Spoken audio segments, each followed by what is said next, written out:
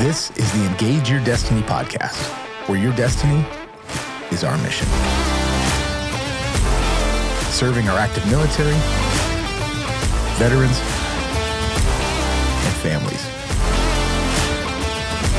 Welcome to the show. Hey guys, welcome back to the Engage Your Destiny podcast. Ben Peterson here. It is such a fun honor that you would take some time to tune into our show and to hear the incredible things that God is doing through military veterans and their families. I want to ask you to take an opportunity to go and check out engageyourdestiny.org as we are ministering to the defenders of freedom all around the world. We have soldiers and airmen and Marines and sailors that are deployed all over the world who we are supporting digitally, that we're mentoring, that we're discipling. And also we are at multiple bases around the country advancing the love and the faith of Jesus. So if you want to support that great mission, I want to invite you into it. Go and check out engageyourdestiny.org, and we would love to warrior up with you and to support our active duty military. I am so excited for this episode today as I have our friend Brady Duke with us, and he is a former Navy SEAL with an incredible story. You guys are not going to want to miss this one. Brady, welcome to the show, man. Yeah, thanks for having me, Ben. So glad to have you here. Yeah. So everyone that comes on the show gets a gift, and one of our anthems at Engage Your Destiny is "We Go Together." And so, you know, Jesus sent them out 2 by 2, and we believe that life is done better in community and done together. So all of our soldiers and airmen and sailors that are a part of our ministry, they're going together in tribe, in community, in faith, on bases. And so I'm inviting you into that community. So I'd love to wristband you. Awesome. And invite you in, man. Yeah. So now we can go together. Yeah. Yeah, amen. Love it. So I'd love to read your bio. Your name is Brady Duke, which is like the best Navy SEAL name ever. I didn't pick it. Yeah, and you have to keep up that beard if you're going to keep the name Brady Duke, by the way. You were born in Wilmington, North Carolina. You joined the Navy at 20 in 2006, which is in the heat of like combat going on. You had a contract specifically for SEAL training, which doesn't guarantee you to become a SEAL, right? Correct. You spent 10 years in the teams with SEAL Team 1. You went on 2 deployments, and you were in Afghanistan. Yep. And then in 2015, you got out of the teams. And man, then you went back and you were an instructor for the Navy and for the teams. You've been a private security guy, which you've signed massive NDAs and can't really talk about. Yeah. But you and I have talked about it, so it's pretty freaking cool. Yeah. And then you've been a pastor. Yeah. That's incredible. So dude, welcome to the show. I'm so excited to get into your story. So born in Wilmington, North Carolina, do you come from a military family? Like how did you even take me through childhood, growing up, all that stuff? Yeah. I would say yes, I come from a military family in the sense that many of the men in my family have served. Okay. Nobody was like a lifetime guy. Yeah. My dad was in the Coast Guard, and that's why I was born in Wilmington, North Carolina. It was in like the end of his service. My uncle was in the Army. Yeah. My grandfather was in the Coast Guard. Other grandfather was in the Army. My cousin, who's 3-4 years older than I am, went in the Navy when I was in high school. Wow. So he ended up as an FMF corpsman in Iraq in the early days before I was able to serve. And so it's just been a huge part of our family. And when did your dad serve? That must have been in the early to mid 80s. Early to mid 80s. Yeah, right after college sometime. I was born in 85. Yeah. So. And then you said your grandfather was in Vietnam? No, he was in the Army. Okay. I'm not even really sure Not even exactly sure what when. he did. Yeah. But just a whole family's worth of service. Yeah. Wow. That's Yeah. incredible. And so tell me about your mom, your dad, what life was like growing up, brothers, sisters, like how did you become who you are? Yeah, it's a complex story. Yeah. You know, it's something that I didn't know. When you're a kid, you think everything is just what it is, and that's normal, right? So my parents were together, and it was me and my sister. We're growing up. So I was born in Wilmington, North Carolina, but almost a year after I was born, little less than a year, I moved into Central Florida.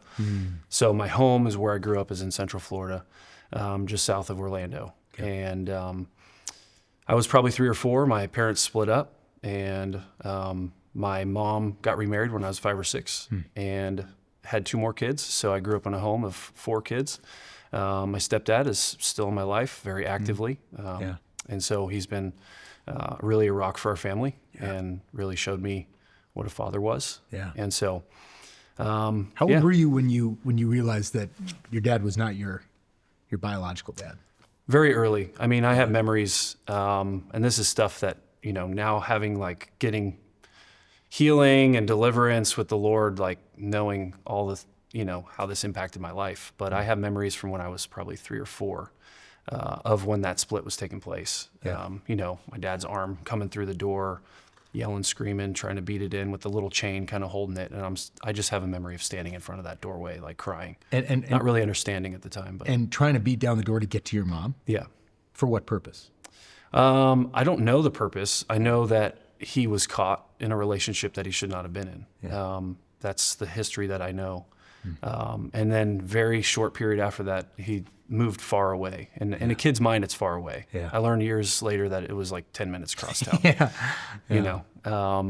But it was far away to me as well because I very rarely saw him in my childhood. And so I have, there were times where I could overhear my mom on the phone with him, you need to come and see your kids. And, my mom did an amazing job protecting me and my sister from that. And so thank God for her and how she just tried to preserve our hearts through all that chaos. So. And then you were how old when you went to Florida? I was only about a year old. Oh, wow. So moved to Florida when I was about a year old. They were together for just a few years, and then all of that blew up. My mom remarried, and right as I was going into kindergarten. So kind of getting to know another man as my father. And this new man that came into your life, I mean, did she repeat history, or were any of your previous dads or any of her previous husband, were any of his tendencies the new dad's tendencies? Because that happens a lot. No, actually, it was very different. Wow. Yeah. So she was able to cut off from that. He's a very different man. Wow. Yeah. And how did they meet? I think I asked them this recently, and I cannot remember. It was a friend, co-friends introduced them or something at a party he was cool. or something. He was cool with inheriting kids, obviously. Yeah. So he was a guy that he worked in Circuit City, if you remember what that was. Oh man, for sure. Big time Circuit City manager and stuff. So way into technology back then. And it's like he was born with a video camera in his hand. Wow. And so there are family videos that we have. I mean, we have decks of DVDs of this stuff that's now getting, digitalized. What's a DVD? Yeah, exactly. Exactly. It's getting digitalized or has been already, but there's a video of him coming to visit my mom, and me and my sister are in the house before they got married. And there's a video of me, Dave's here. It was he was always a fun part of, he's always fun, joking. And so they got married after a couple years, and I got a brother and then another sister. Okay. And so he brought them from his previous marriage? No, they had 2 kids. Wow. Yeah. That's awesome. Yeah. So you have 2 brothers and a sister? I have 2 sisters and a brother. 2 sisters and a brother. Okay, got it. I do have another brother. Okay. That I found out about 8 years ago. Wow. Yeah. That's the journey of a messy past. Yeah. And messy families. Yeah. Jeez. And where is he at in life? He is married with 4 kids. He's an electrician in Central Florida. So he made a life for himself. He did. That's never knew our dad. And so, that came about was I was in town, and I was in Florida for a wedding, and I got a kind of call from my dad randomly as I'm going to pick up a tux for a wedding. And he's like, "Hey, I wanted to talk to you. Just want to let you know before you see it on Facebook that you have another brother." I was probably 31 at the time. Yeah. He's maybe 5 years younger than me. Okay. So we grew up in Central Florida together, never knowing each other existed. Yeah. So that was a hard one. Most all my family knew. And so to have that moment of wait a second, we've had this brother here, 20, 30, maybe 45 minutes away from us our whole lives, and we didn't even know it. Didn't even know it. And he's blood. Yeah. So we've gotten to know each other, and it was interesting. He was sounds, I kind of got an easier, path. His mom took very good care of him, and he's healthy and has his own family. And wow. So coming out of this, there was chaos, and then things got better. what was the drive, especially in 2006, about 5 years removed from 9/11? Yeah. There's combat, building heavy in Iraq and Afghanistan.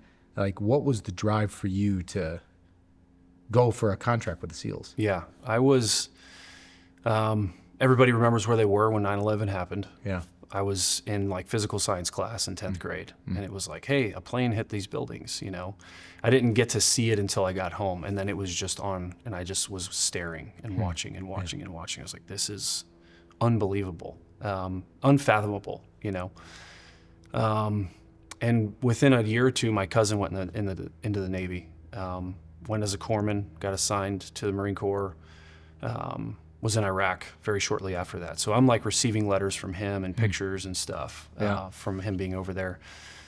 I started to have this growing conviction about, man, if I serve, I want to go into a special forces community of some kind. I didn't necessarily initially have a preference, Army, Navy, Marine Corps.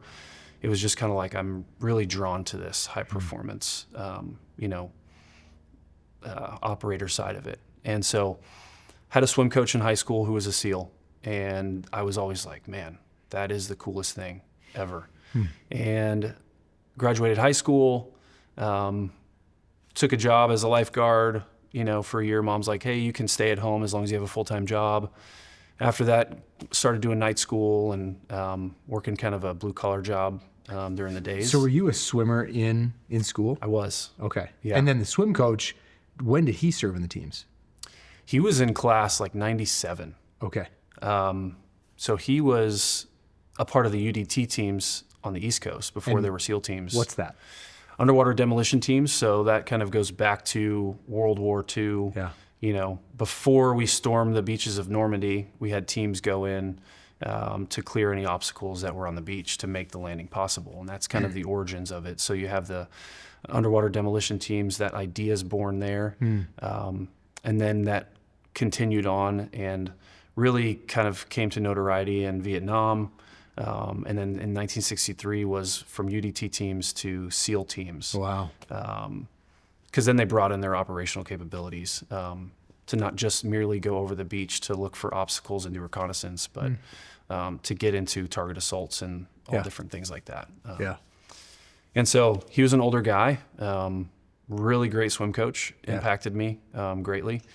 And there's another guy that I met out here while I was in the teams who also swam with him. Wow. So it was interesting to see his legacy kind of getting passed down into young men. It's funny, I've talked to other SEALs that they never want to swim again after being in the teams. So it's interesting to get a different perspective of guys that then kept going with it. Yeah. They kept swimming. I swam in high school, did pretty well. Yeah. Was third or fourth in the state of Florida in the high school ages. And then, it was this moment of a conversation with a buddy on the back of a truck.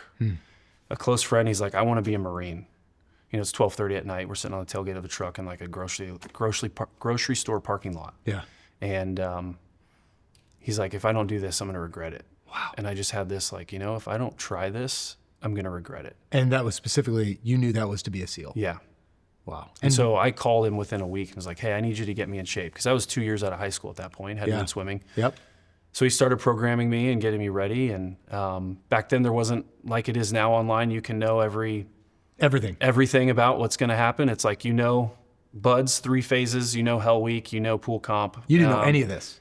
Well, it's like you can get glimpses. The Discovery Channel Class 2, 3, 4 documentary was out. And so it was like, that was my study material. Like, okay, this is what it's going to look like. Wow. And that didn't intimidate you? It didn't scare you away? No, I think it made me like, man, I want to try to do this. I think guys can do it. I think I can do it. And so I think that served me well in a sense of not knowing and not having it all planned out. Yeah. Because I've seen guys that go in and think they know it all, like in the sense of what's to come. So they prepared for it. In one shift, they just kind of mentally break down and they check out and they quit. Jeez. So kind of taking it as it comes. Yep. I think is helpful. And where was your faith at in this part? And like, did your mom and stepdad raise you in Christianity and faith in Jesus? Like, what was growing up in faith like? And then where was it when you joined the teams? My stepdad grew up in a Catholic school in Minnesota. So he was raised Catholic. My mom was a Christian, maybe Baptist or something. Yeah.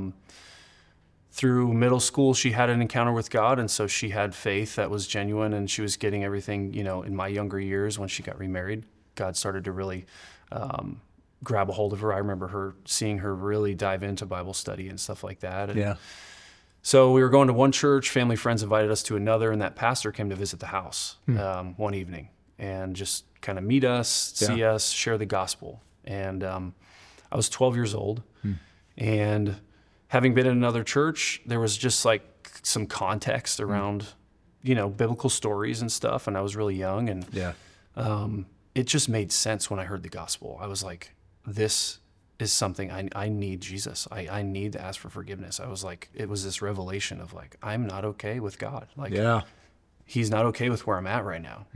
And so as he's kind of making his way to the door and saying goodnight, I ran to my bedroom and just got on my knees to pray as best I could, and as every kid does, just on your knees with your hands folded and like, Lord, forgive me. Like, I'm a sinner, and I know you died on the cross for me. It's just a basic prayer. And it was genuine. I felt the Holy Spirit like enter my heart in that moment. I remember this distinct life come in. I was like, whoa, what was that? And so through high school, we were doing youth group and Sunday morning church and Sunday evening church, and it was good. Didn't get into a lot of trouble.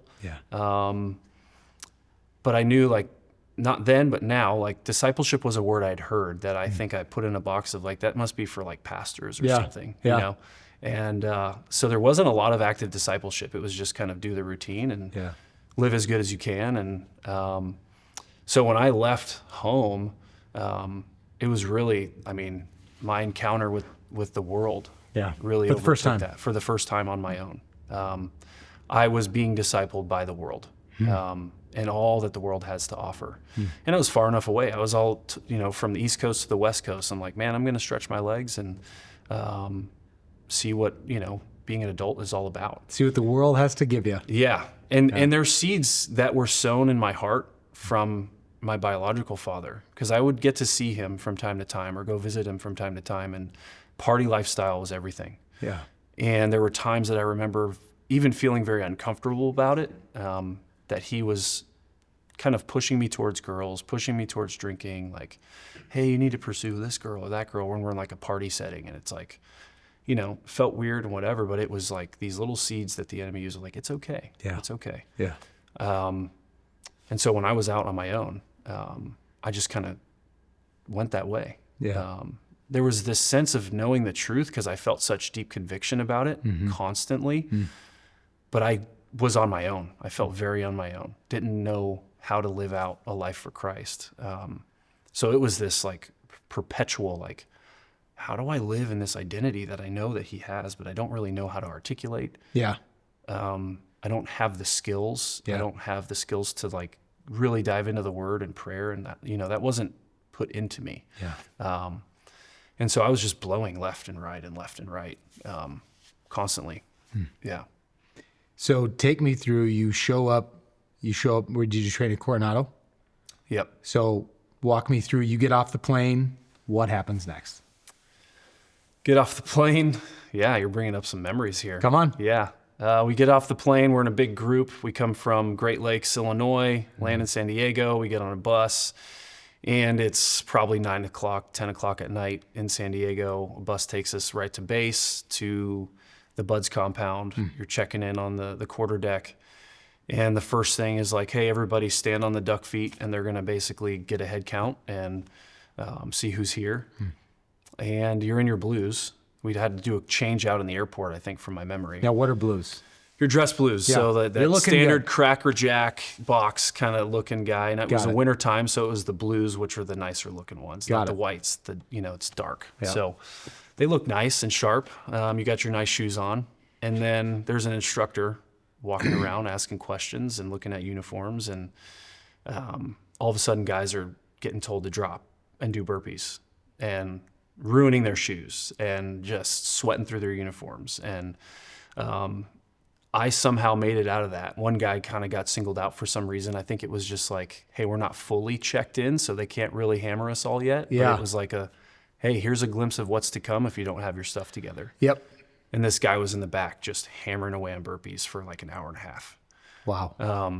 And he quit. He didn't quit. Okay. He did not But quit. he just got beat up. He just got beat up. Yeah. Yeah. And I'm just standing there in the dark, just like, this dude's rolling around with a cigar, half gone. Shut just up. Like He's smoking a cigar. smoking a cigar, just kind of, coming by, talking to you, asking you questions. Yeah.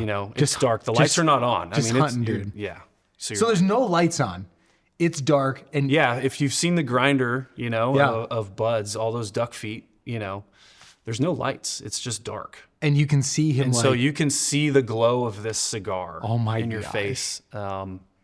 And this dude's, just gotten back from Iraq for a few tours. Yeah. And so it's just like, I don't know what this dude's going to do or what his mind might switch into. Or dude. So I went through basic at the same time. This is after boot camp. So I'd already done Navy boot camp and all that, which was, I got out of shape in boot camp.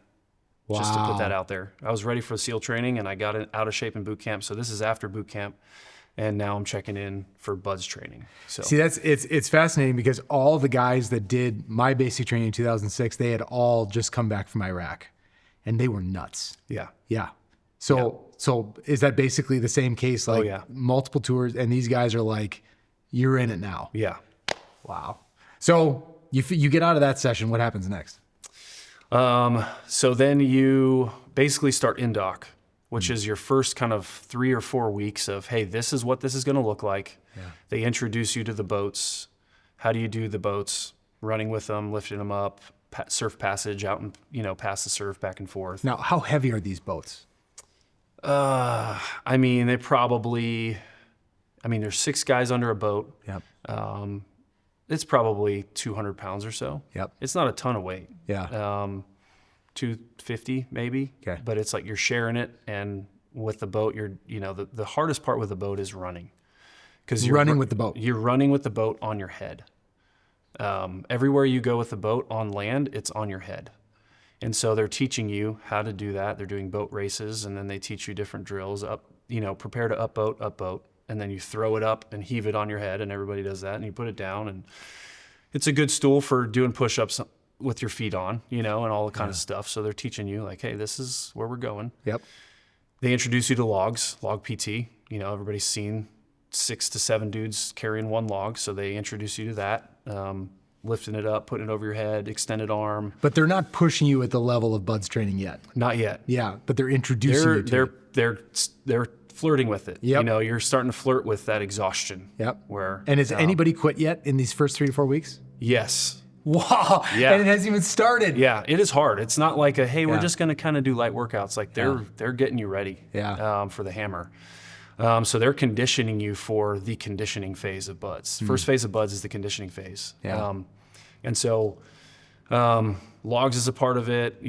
Get wet and sandy. I still remember the first time I got wet and sandy. I was like, okay, here we go. So take me cold through it. Pacific Ocean. We're on the obstacle course. Yeah. Right.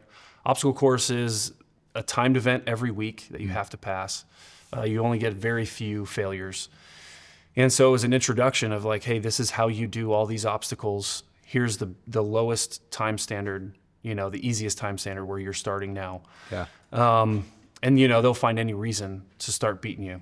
They're not physically whipping you, but they're, getting you to do burpees, sprints up the berm. If they say hit the surf, usually you got 2 minutes to run all the way across the beach. It's a long, flat beach to a berm. Yeah. To run all the way, get wet, get sandy, and come back within 2 minutes. And if one guy doesn't make it, you're doing it again or whatever. And could that just go on forever? Oh, that can go on forever. There's a game they play called feet, back, bellies. Okay. Where it's like if they say feet, you get on your feet. If they say back, you get on your back. If you say get on your belly, you get on your belly. And you have to keep your face facing the same way every time. So you're like doing this spinning, rolling, In the water. standing up on the sand. On the sand. So you're already wet. And now you're just rolling in sand, rolling in sand, rolling in sand.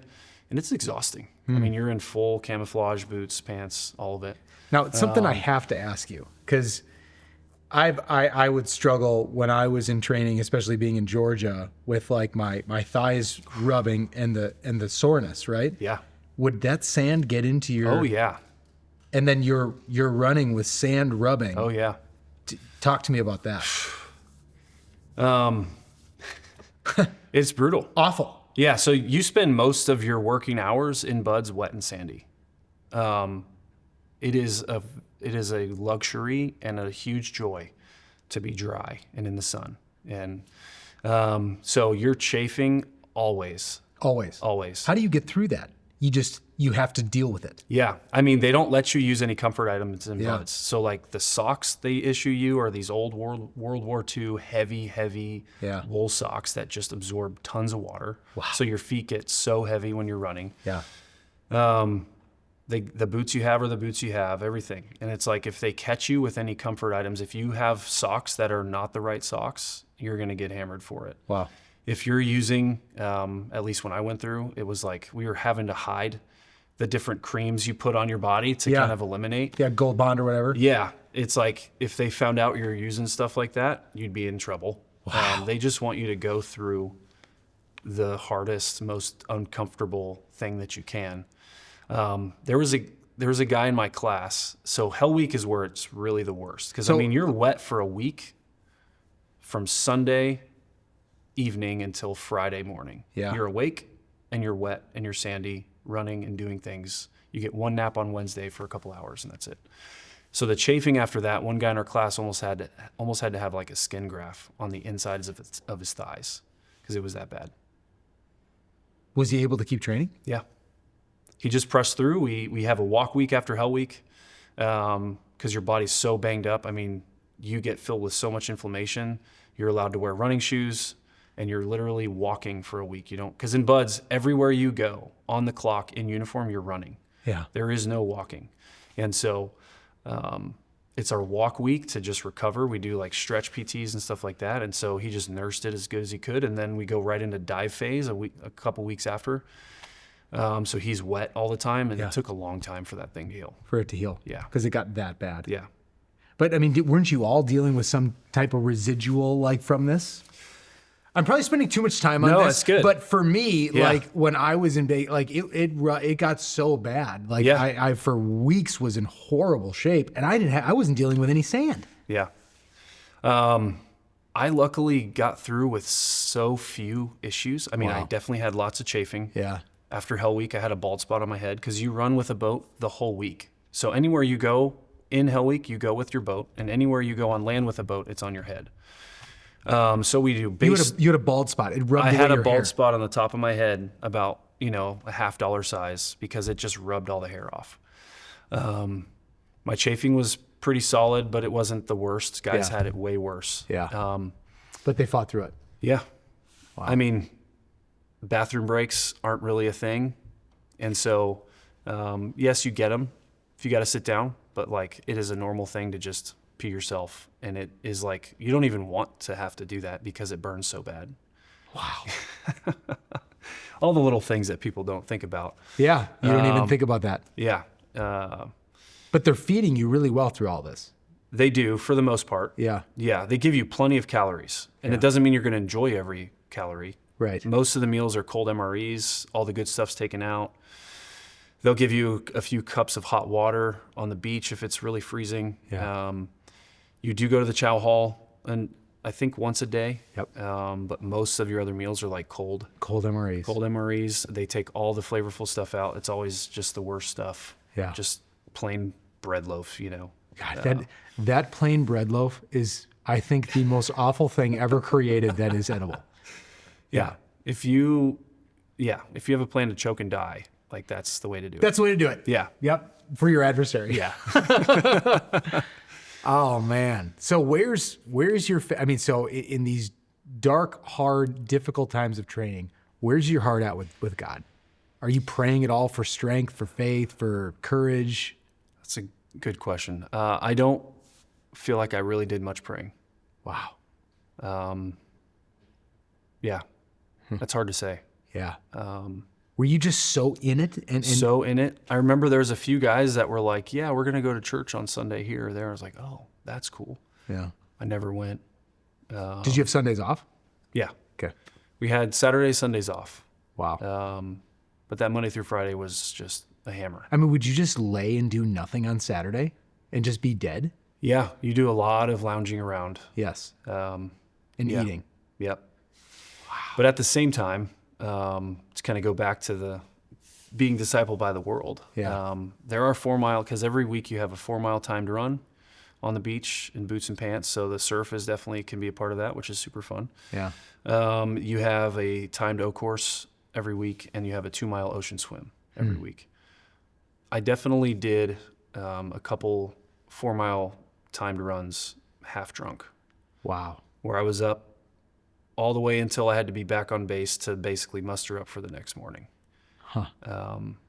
By God's grace, in all of my mess, I was able to pass timed runs, like with no sleep. What were the times you had to hit? The first phase level time it's not terrible. It's like an 8 minute mile. Okay. So 32 minutes. But you're on soft sand. It could be soft sand, hard pack sand, surf. Yeah. So there's a lot of obstacles that make that a much more challenging 8 minute run. In boots. In boots, in pants, and there's many times where there's no way to avoid getting your boots wet because where the surf is at the time. So you're running with some heavy boots. You got to kick hard. So 32 minutes is like the first phase level time, and I think it goes down by 30 seconds every phase or more. You're at maybe around like 30 minutes for third phase. So about a 7:30-minute mile. Yeah, Yep. In boots and pants. in boots and pants. With sandy, heavy boots. Yep. And you usually have to cross over a decent amount of soft sand through that portion. So, the sugary soft sand here in San Diego can. And you're on Coronado Island. Are you running past like these different resorts and beach houses and stuff? Oh, yeah. Yeah. And Yeah, people so are- the Hotel Del, yeah. right? Yeah, we run past that often. And are there I don't just, know if the classes still are, but we did all the time. We'd get beat out there sometimes, and people are just standing there like, what is going on? and are there like people out there in swimsuits like yeah. relaxing? Yeah. I mean, you're running down a public beach. So, yeah, oftentimes we would run from the compound north for timed runs. That's got to be a mental like screw Yeah, with people you. are just like lounging around, and you are paying the man, trying to stay alive. Yeah, so funny story. As we're running, doing a timed run in Buds, across the Dell, there's some rocks. Yeah. We are running north. We hit the turnaround, we come back. And anybody who's done a long run, sometimes, nature calls. Yeah. And there's like, this is either going to happen in my pants or somewhere else. I'm running, and this guy stops and tries to hide in the rocks to take a dump. And there are families around. Wow. And I'm like, don't you do that. I like yelled at him. I was like, don't even think about it. Get running. Because I'm like, the instructors are going to find out about this. Something's going to happen. Yeah. Get reported. And we're going to get in whatever. trouble. And we're going to get totally hammered. Yeah. So he was just like, oh, and he pulls his pants back up Yeah. and just keeps running. Yep. So, yeah, we're in the public, and there's people all over the place. Yeah, I mean, it's hard. It's hard. And you're seeing people just enjoying their life. Yeah, it's a beautiful sunny day in San Diego, but to you, you're like in a dark place. You're in a dark place. Wow. Yeah. And so would you blow off steam and kind of get your cup refilled by going out and partying? Oh yeah. Wow. And you had never been exposed to that before. So this I was had like dabbled with alcohol. Yeah. Right before I had gotten in, but it was just like very minimally. Right before I got in, I'm like, yeah, I'm 20, and a couple friends were drinking. I was like, yeah, I'll drink, and yeah. But it was nothing like what it turned into when I was in. Yeah, so it would blow off steam, and it was like I was young, I was 20. There were guys in my class and kind of my friend group that were older than me by a handful of years or so. And so it was kind of like reading and reacting off of like them of like, yeah, we go to the bar and we hang out. This is how we relax and blow off steam, and we talk to girls and we do this. And I was very insecure in a lot of ways through it. But I was just like, okay, yeah, this is fun. So, and you're overcoming the hardest training in the world. You are obviously like, you're 6 what? 6'6". You're 6'6", okay? Not an ugly guy. And you are you are at the peak of like achieving and you're overcoming buds and you're still insecure Yeah. and you're out Oh, so insecure. so insecure Yeah. about your looks, about who you are, your personality, your voice. Like what are you insecure about? Let's probably check almost all of those boxes. Wow. Yeah. And I think the knowledge I have now and the view I have now is like, man, so many guys go into high performing areas to try to prove themselves out of insecurity. It is in no way an argument against going into high performing, areas and special forces. But so many unhealthy things are bred through that insecurity. Yeah. I'm trying to prove my manhood. Yeah. In these ways, I can drink the most and still be okay. I can get the most girls. I can be as, depraved and debaucherous. It was like, in one sense, I started to notice this, and it was just, and I think this is probably common in many areas of the military, is like, man, if you come back from a weekend, whoever has the most depraved or debaucherous story kind of like wins. It almost gets praised in a way of like, oh my gosh, like how low can you go? Yeah.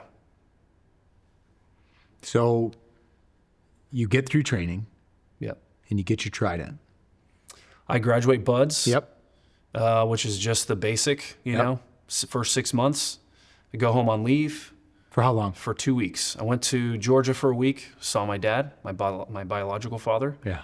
He threw me a party at a marina where his boat was, and my wife, her and her 2 friends walk over. I don't know her. Yeah. They crash the party. They're just there for food. She just graduated high school. I'm this 21-year-old kid who's on top of the world. Like, I just finished BUDS training. And these girls crash your party. Yeah, everybody there is like my dad's age. Yeah. So as soon as they hit the dock, they're like, Brady, there's girls over here. Yeah. And so Brady! I'm wandering around with a drink like, oh, okay. Yeah. Yeah. She didn't want anything to do with me. Nice. Her friends were feeding me the lines of like, oh, she likes you. She wants you to kiss her. All the silly stuff. Yeah.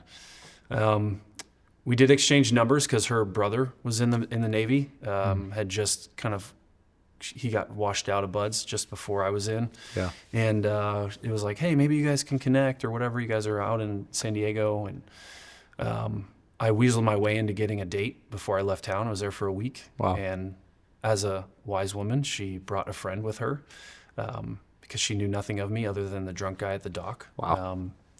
And so that earned me another real date before I left town. A one-on-one. So a one-on-one date. Graduated to the one-on-one. Yeah. Wow. So went on one date, and then when I went down to Florida for a week, spent time with my family, she just happened to be going to Florida a couple hours away from me to spend time with one of those friends at a timeshare. And I was like, well, I can meet up with you. And so we met up, and then that kind of like started a long distance relationship. She had seen about this much of what I was into at that point. Yeah. And I kept it that way because I was way out in San Diego and loving what I was doing, and I'm all the way over here. It's not going to hurt anybody. Yeah. And so we dated long distance as I was going through SQT. So you have 6 months of SQT following that. And what's SQT? SEAL qualification? Yeah, SEAL qualification training. Okay. That's where you start to take some of the very basic legacy tactics, and then how do we actually grow them into real world tactics, higher performance. You start to get into cold weather training. Yeah. Was that harder than BUDS? SQT? It was tactically harder. Yeah. Or mentally harder? It was mentally harder. There's a lot more required of you to then build you into an operator. Yeah.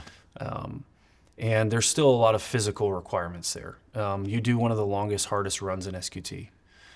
Which is what? In BUDS, you do like a 14-mile run, I think, which is timed with a cap limit, and you do like a 5-mile ocean swim. Wow. On the same day? No, not in the same day, Okay. but like within the same phase. Wow. In SQT, you do like 16 or 18 miles with 40 pounds in your rucksack. You have a kit with magazines and a rifle and then water. And you do it in the desert. So we started at like 2 a.m., so it's like as cool as it can be, which isn't very cool. Yeah. In the summertime in the desert. And you're just trying to crush 16 miles before the sun comes up. Running.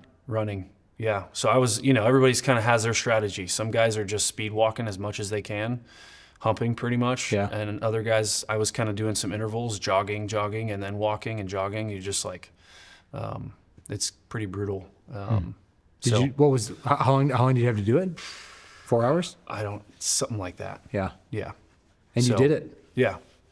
Was it hard being 6'6" and doing all this stuff? In buds, for sure. Yeah. I mean, when you're talking boats and logs. Yeah, because you're taller than everybody. Yeah, so they organize you by height. You do a height line, and Okay. every time they lose dudes, they redo the height line, so Yeah. you get reorganized by boat crews every time. So you're as close as you can be. Yeah. My problem was I was like 3 or 4 inches taller than the next guy in my class. Wow. So I was eating a lot of that boat and that log, for sure. I've got pictures of me and my class.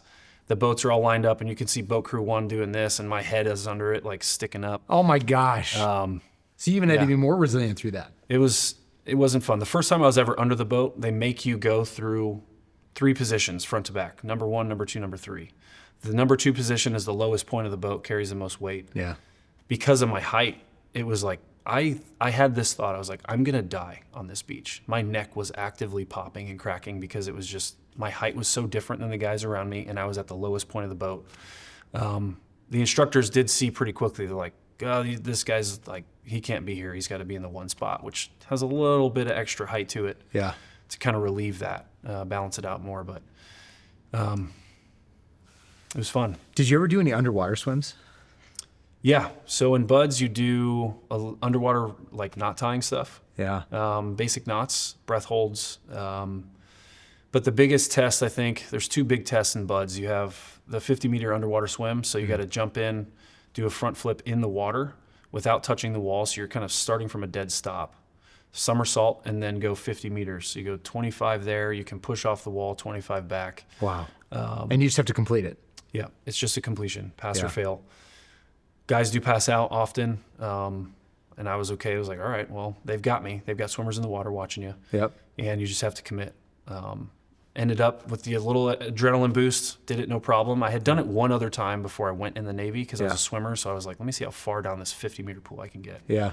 And I did it once. So I was like, I already had that in my mind. Like, I can do this. And so the pressure, the adrenaline, I think helped there. And when you say commit, like I just have to commit, like even if I feel like I'm going to die or pass out, I'm going to finish this. Yeah. That's the because you commitment. have to touch the wall underwater. Yeah. Before you can raise to the surface. If you break the surface before you touch the final wall, it's a fail. Wow. And then you have pool composition, which is in second phase of buds, underwater stuff with tanks, dive rigs and stuff. You're getting familiar with dive rigs. And so they're basically training you to get through, learn procedures, be able to do them with high stress and increase the complexity of those and increase the stress at the same time. So you go through a full week of very basic skills underwater, nighttime or daytime, and then nighttime where you can't see anything, where you're transferring rigs, turning them off, taking them on, all this kind of stuff. Yeah. And these procedures from ditching them and leaving the surface and all this. And it's really a test. It's not used in warfare. It's a test of like, can you do this under high stress and perform these tasks to completion? And so that it compiles into what's called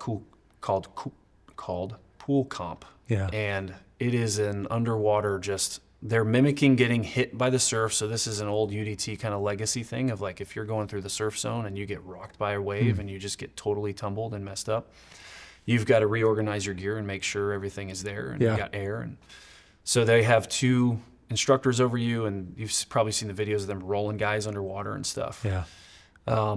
That lasts about 45 minutes to an hour, and they can see your bubbles escaping. So they know right when to hit you, take your mask off, take your, all of your air away and turn your air off, tie your hoses in knots and stuff like that. Wow.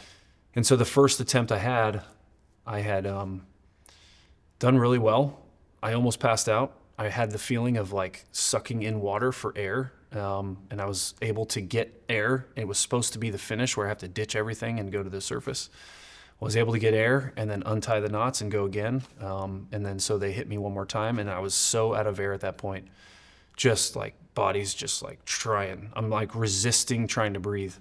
I did everything perfectly. I missed one tiny thing, forgot to turn the air off on my rig before I left the bottom. I get up, barely breathing, coughing out water, all this stuff. And he's kind of debriefing me. He's like, hey, you did all this stuff really, really well, but I have to fail you because you forgot this one thing. Wow. So I had to go back in the water and do it again. Like right then? Like you get like a 5 or 10 minute break on the pool side, and then it's like, all right, Duke, you're back up. It's like, oh man, here we go. Wow. So in that 5 to 10 minute break, no prayers? I don't recall praying. Wow. I know. And then, so you get back in the pool, and what happened? Hit it again. So you're basically, what they do is they have you crawling on a line back and forth. You're just crawling, and they're floating like sharks above you, just ready to hit you, flip you, turn everything, mess you up. And it just progressively gets harder and harder and harder, and you're getting more depleted of oxygen because they keep hitting you right when you're trying to breathe in, and they can see it. So you're playing a game where you're trying not to exhale all the way or something like that. So yeah, you go back in and hit it again for 45 minutes or so, and 45 minutes under the water. yeah, of just crawling, hitting you, turning you over, fixing it, crawling again. And you completed. Yeah. So that's a pass-fail thing. You know, if you don't pass that, like you get rolled back. But that's in buds. Yeah. So I met my wife and just after buds, started SQT, long distance, checked into SEAL Team 1 in 2007. Hey guys, I hope you really enjoyed part 1. It was incredible to sit in this seat and hear everything that Brady has walked through. I want to just encourage and tell you, stay tuned for part 2 next week as Brady's life and faith is transformed and he does things that many cannot imagine a man doing and going through. So I'll see you next week, and let's keep doing this together.